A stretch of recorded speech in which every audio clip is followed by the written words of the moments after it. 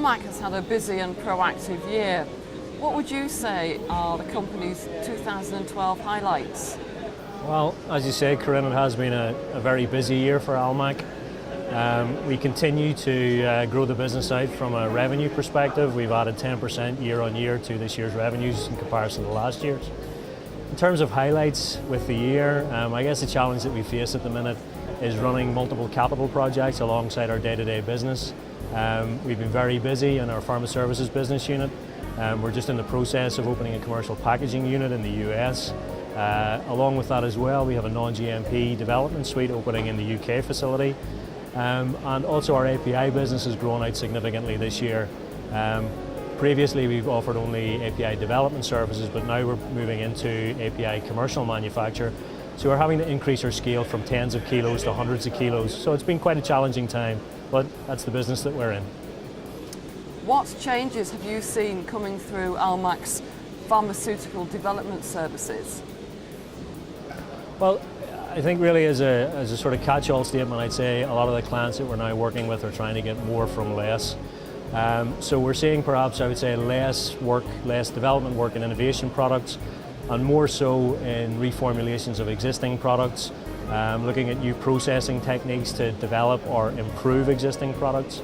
Additionally, we've seen growth on the orphan drug space as well, which is true innovation. However, that brings its own challenges in that the amount of API that you then have to work with is subsequently lessened because the patient population is less, the amount of API that's needed to service that is less, and therefore the amount of API you have available to you for drug product development is less. So that can be quite a challenge. There can also be potency challenges in relation to those products as well.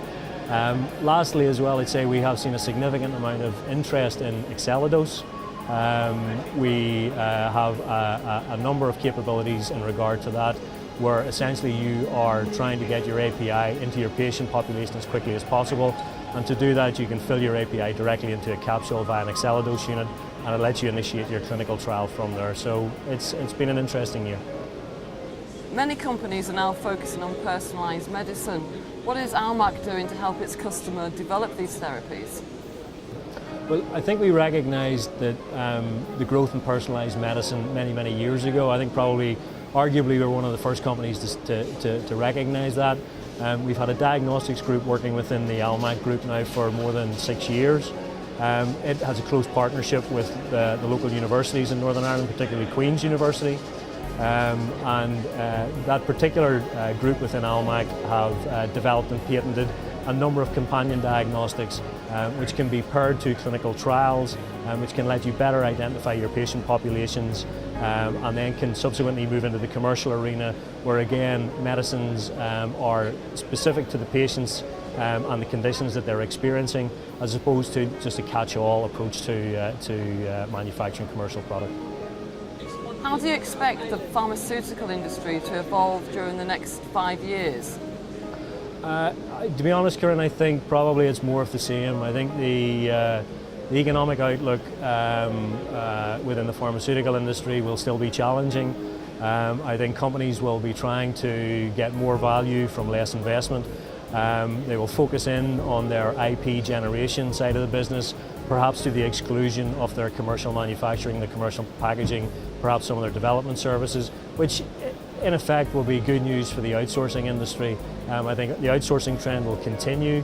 I think companies will look toward more integrated service providers as opposed to standalone service providers, which puts Almac in a very good position. The services that we offer within the Almac group are fully integrated, both geographically and through the project teams, so we can meet that need going forward. So with those changes in mind, what is Almac doing now in anticipation of that? Well, we continue to try and grow out our business at a scale that meets the needs of the pharmaceutical business going forward. As I said, very much if you had looked at Almac maybe 6-7 years ago, it was essentially a collection of companies which provided standalone services. That has totally changed in that now we offer integrated services. So you can come to Almac, you can have your API developed, manufactured, you can have your drug product formulated, manufactured and commercialized through Almac as a standalone integrated service provider. And I think that provides significant value to pharmaceutical businesses who really want to rationalise their supply chain, want to reduce the amount of management time they have to spend managing these relationships going forward, and I think Almac positions itself very well for that.